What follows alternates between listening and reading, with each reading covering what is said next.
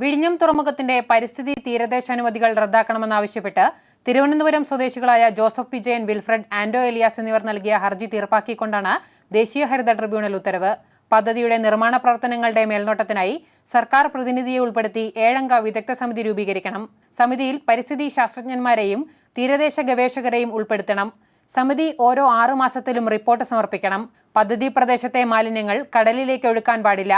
പദ്ധതി അന്തരീക്ഷ മലിനീകരണം ഉണ്ടാക്കുന്നില്ലെന്ന കാര്യം ഉറപ്പുവരുത്തണമെന്നിവയാണ് ട്രിബ്യൂണൽ നിർദ്ദേശിച്ച പ്രധാന ഉപാധികൾ.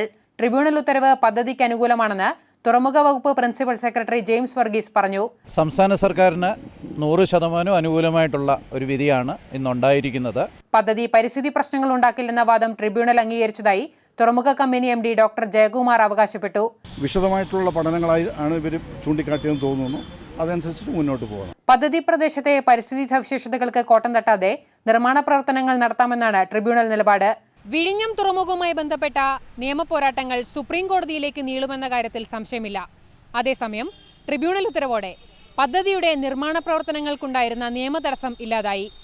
മുകേഷ് ഏവിക്കൊപ്പം PS വിനയ, മാതൃഭൂമി ന്യൂസ്.